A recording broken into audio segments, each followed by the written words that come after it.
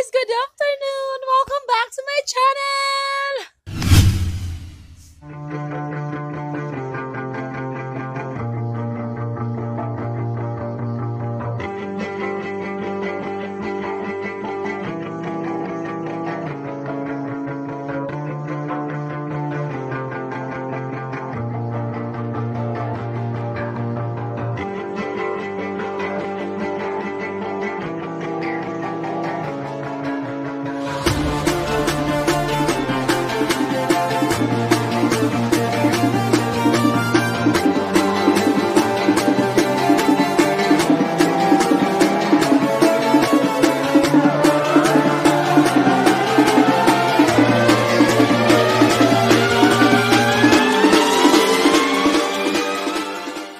Ayan guys, sobrang laki naman ng mukha ko. So ayan guys, what's up, what's up? So, nandito kami ngayon ng anak ko tapos yung nanay ko sa boarding house ng lolo namin kasi kami yung naiwan sa kanya dito kasi yung tita ko na nagbabantay sa lolo ko is umuwi ng Kalubian kasi may interview sila sa national ID daw. So, kami yung naiwan kaya makakapag-vlog ako ngayon. Itutour ko kayo sa boarding house, sa labas ng boarding house ng lolo namin. So, dito na kumuha kami ng boarding house sa kanya guys, sa lolo namin kasi hindi na siya pwedeng makapagbiyahe doon pa uwi sa Kalubian since hirap po yung daanan nila doon kasi sobrang lubak-lubak tapos hindi na siya pwedeng sumakay sa mga single kasi mga single lang na motor yung pwedeng sakyan doon kasi bukid pa yung nasa bukid pa yung lugar namin, yung barangay namin, hindi proper Kalubian. So, kailangan pang bumiyahe ng mga 45 or half hour. So, yun, kaya pinagbawalan na siya ng doktor niya na sumakay ng mga ganun tapos lubak-lubak pa. Kaya, kumuha na lang yung tita ko ng boarding house dito sa Naval.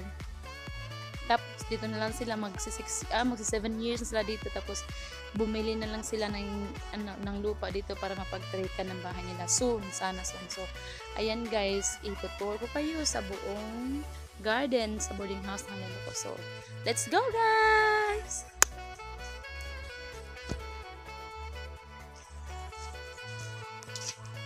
Ayan guys, ito po ay alagbati. Tapos yun po guys is talong. Yan po ay mga tanim ng tita ko. Tapos ito yun kasi yung nanay ko mahilig sa orchids. Tapos yung may-ari dito is mahilig din sa orchids. So pati yung tita ko mahilig na rin sa orchids. So ito po guys ay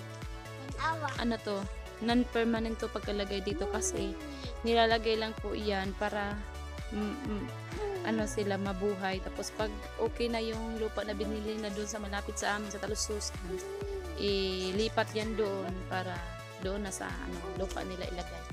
Tapos ito guys, may mga tanim pa dito.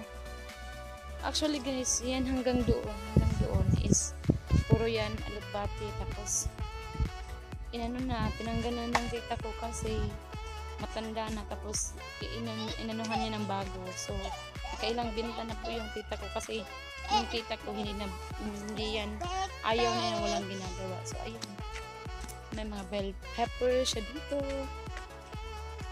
Ayun po yung mga bell pepper niya. Tapos ayun, tapos may malunggay pa dyan. Tapos ito yung lad, yan, natanggal siya dito. Tapos punta tayo dito sa main na garden niya guys. Tapos ang ganda pa dito guys kasi ang daming bulaklak, ang daming halaman dito guys.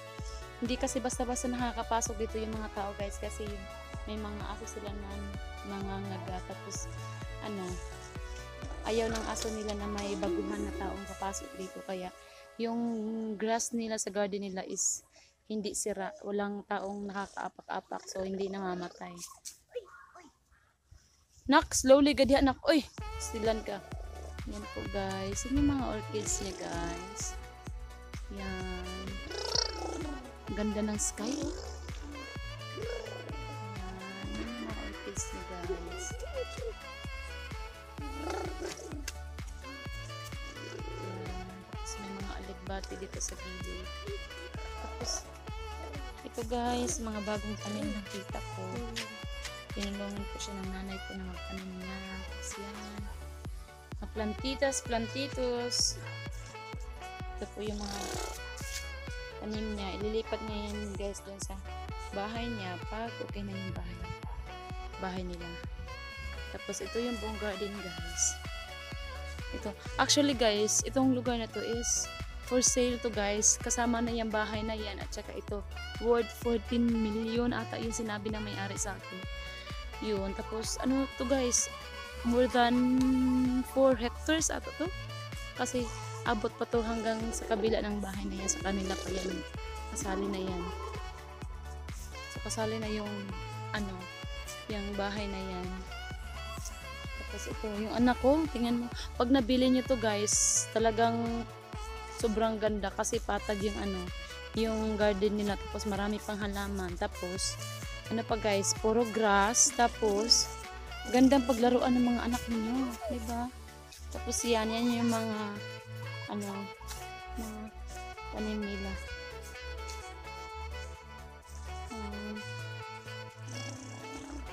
Yan guys. Tapos yun, may mga santa na king.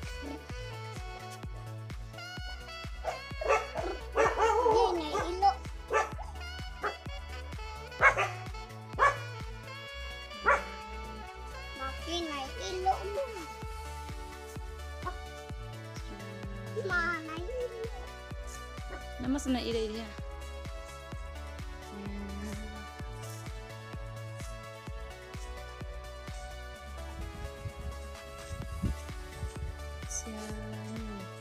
Entrance nila.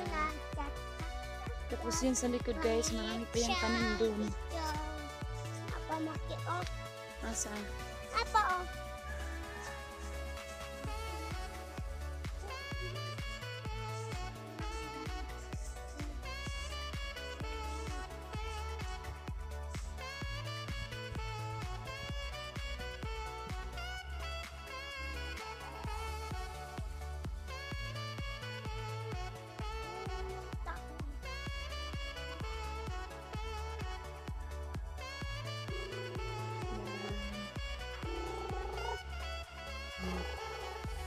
Yung anak ko. Tapos tingnan nyo, may usok doon kasi yung nanay ko walis ng walis. Di makapagpigil sa sarili niya. Talagang nagwawalis yan. Kahit gabi na, nagwawalis yan. Para yung may-ari din dito, ganyan din eh. Nagwawalis. Kala mo naman.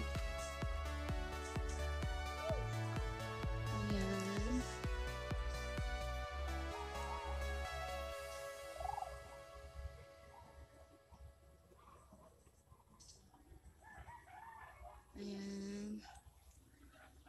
Ito yung garden guys. Diba? Daming bulaklak. Yan. Nasaan na kaya yung anak ko oy? Para naman tong ano yung tong anak ko oy. Kahit saan lang to susuot. Ito yun guys.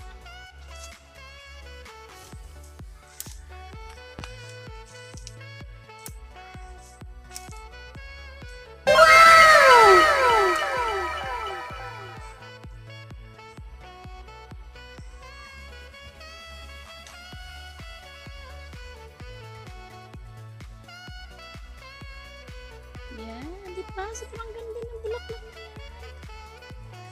Yeah. Sobrang ganda ng bulaklak. Kaso lang guys, yung puno niya, yung ano niya is lalaki siya. Kailangan siyang ilagay sa gilid lang ng garden niya. Kasi tapos gusto nila yung yung malamig na area. Like, gilid ng gilid ng sapa.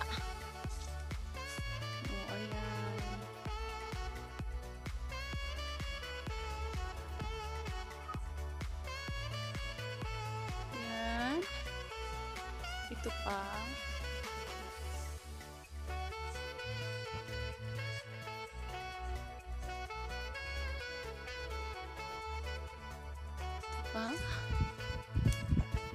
pa.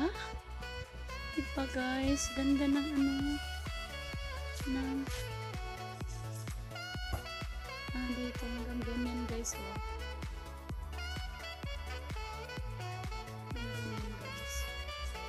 So, talagang mamamha ka sa ganda na. Sobrang ganda ng view dito guys. Tingnan mo. Oh, diba?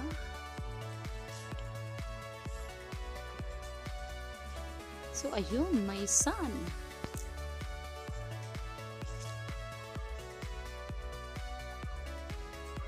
Mas ano guys, pabilis yung pagdidilig niya ng halaman niya dito kasi yung tubig na yan is galing yan sa gilid na yan. Diyan, may ano yan eh, may irrigation yan.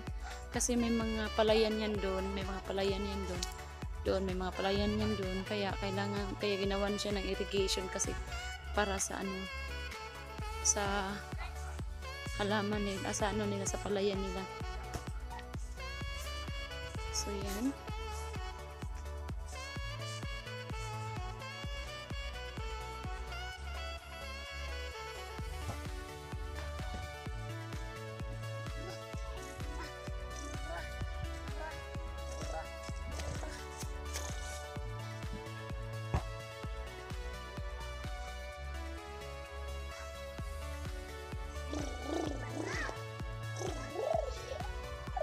Yellow taps plant. You know why they call it yellow taps?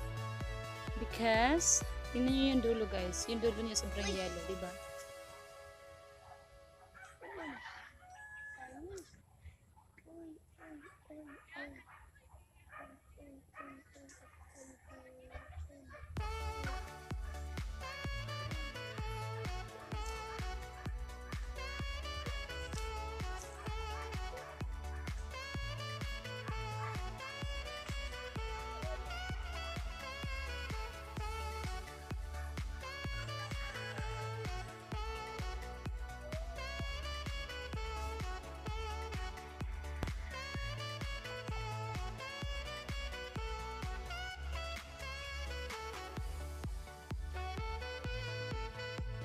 Wow, the sky is so good. Dito na natapos ang aking vlog. So, thank you guys for watching. Then, don't forget to leave a comment, like, share this video, and then please don't forget to subscribe to my YouTube channel, which is the Mama P Vlog. So, bye bye guys. Thank you for watching.